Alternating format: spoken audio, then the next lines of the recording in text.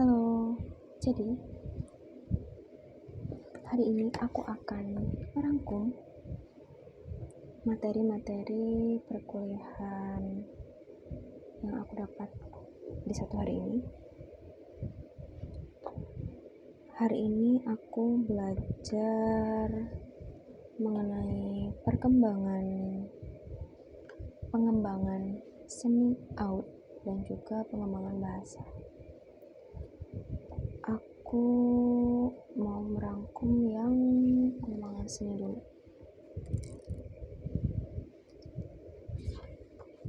Jadi, di pertemuan ketiga ini, Pak Joko, dosen aku, tadi menyampaikan beberapa fungsi dari seni.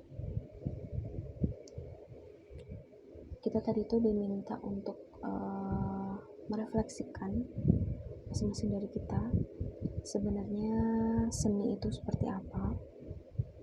Banyak banget dia menyebutkan dengan kepekaan, ekspresi diri, kemudian estetika, banyak banget. Tapi sebenarnya ada 5 fungsi seni yang disimpulkan pada kelas tadi siang. Yang pertama yaitu religius, yang kedua hiburan, yang ketiga pertunjukan, yang keempat terapi, dan kelima pendidikan. Jadi seni dalam fungsi religius itu maksudnya adalah ketika kita melakukan pemujaan seperti menyanyikan puji-pujian.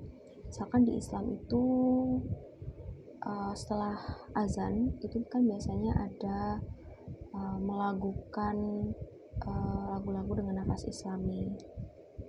Seperti yang terkenal itu lagunya Gus Dur, terus ada Tombo Ati juga, dan beberapa tetembangan lain yang bernuansa Islami. Kalau misalkan di gereja itu kan ada paduan suara gereja seperti itu. Kemudian fungsi sebagai hiburan itu pure memberikan rasa bahagia kepada orang-orang yang menikmati seni.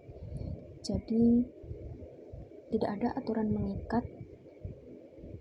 Jadi ketika misalkan ada satu pertunjukan wayang digelar gitu ya siapa yang datang duluan ya dia akan dapat di depan gitu. Atau misalkan dalam pertunjukan kuda lumping ya di sana banyak sekali kayak penjual-penjual, kemudian ada orang saling menanggapi, saling berteriak seperti itu. Intinya pure hanya untuk kesenangan saja. Sementara yang ketiga, seni sebagai pertunjukan itu jadi ada konsep acara yang dibuat. Seperti kalau di Jogja itu ada pertunjukan Ramayana Ballet di Prambanan. Itu dipikirkan betul bagaimana pembelian tiketnya, kemudian plotting tempat duduknya, termasuk asuransi yang didapat oleh masing-masing penonton ketika menonton pertunjukan tersebut. Dari waktu, kemudian tempatnya, kemudian teknis ketika melakukan perpindahan jika ada hujan dan lain sebagainya. Kemudian seni sebagai terapi itu misalkan kesenian hadrah itu digunakan untuk menterapi orang-orang yang kecanduan narkoba seperti itu, rehabilitasi, atau pertunjukan seni yang sifatnya healing atau penyembuhan. Kemudian yoga itu tadi juga disebutkan sebagai salah satu contoh seni sebagai terapi. Jadi di dalam yoga gerakan-gerakannya itu sebenarnya juga termasuk gerakan-gerakan seni, mengatur nafas, memposisikan tangan, memposisikan bagaimana cara duduk seperti itu.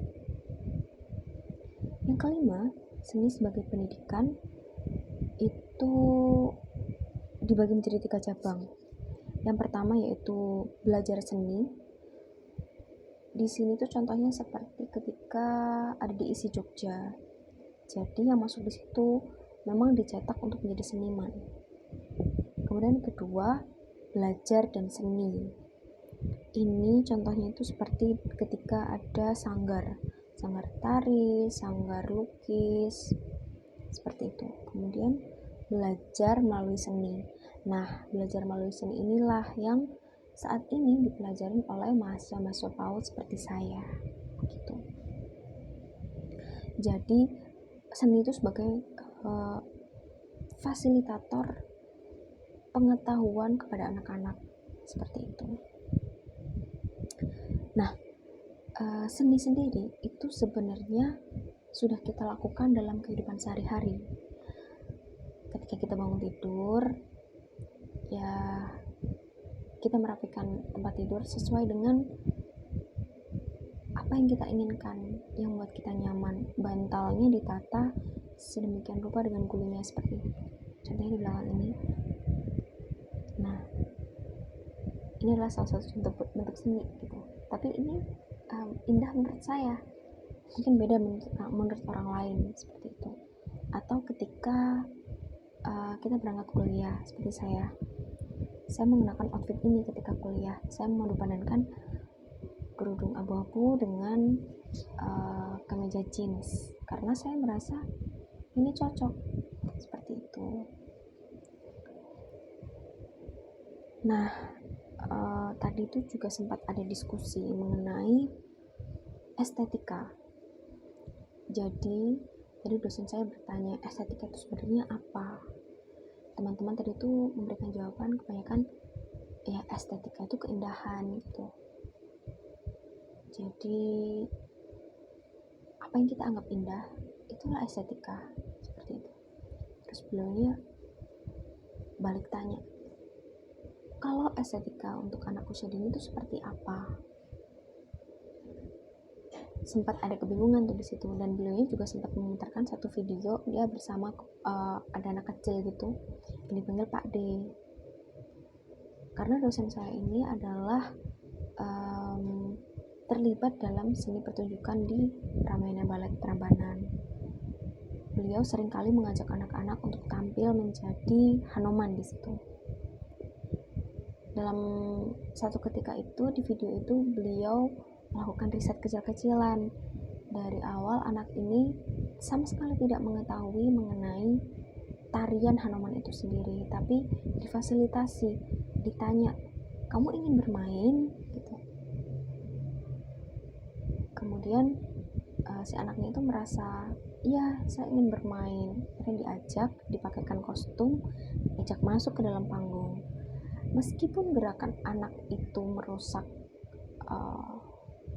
koreografi komposisi tarian itu, tapi dosen saya menemukan satu pelajaran penting di sana, bahwa anak itu mengimitasi lingkungan sekitarnya. Jadi anak itu sama sekali tidak tahu mengenai tarian yang akan ditarikan pada saat itu. Dia hanya di make up, dia hanya diberikan kostum saja dan dibiarkan masuk bersama penari-penari lain yang sudah dewasa, yang sudah mengerti gerakannya. Di situ anak itu pelan-pelan tuh menirukan, meskipun temponya ketinggalan, tapi dia berusaha menirukan gerakan orang dewasa di sekitarnya. Disitulah sebenarnya estetikanya. Jadi membangun kepercayaan pada diri anak, membangun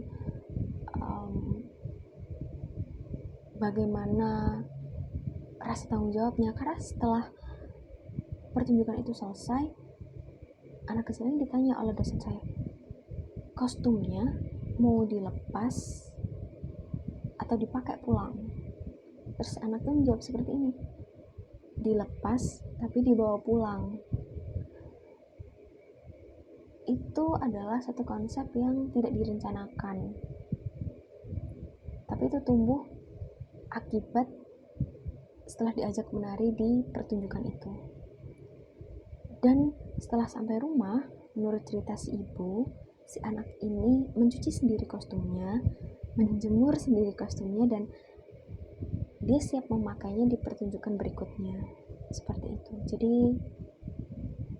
dampaknya sangat luar biasa di luar ekspektasi yang dimiliki oleh dosen saya ini. Sampai seperti itu. Jadi dosen saya memberikan insight bahwa estetika pada anak usia dini itu sebenarnya konsep yang muncul setelah pertunjukan itu selesai. Jadi ada rasa percaya diri itu tadi, rasa tanggung jawab. Itulah estetika seni pada anak usia dini, seperti itu. Oke, mungkin rangkuman yang mengenai materi bahasa akan disambung di video berikutnya.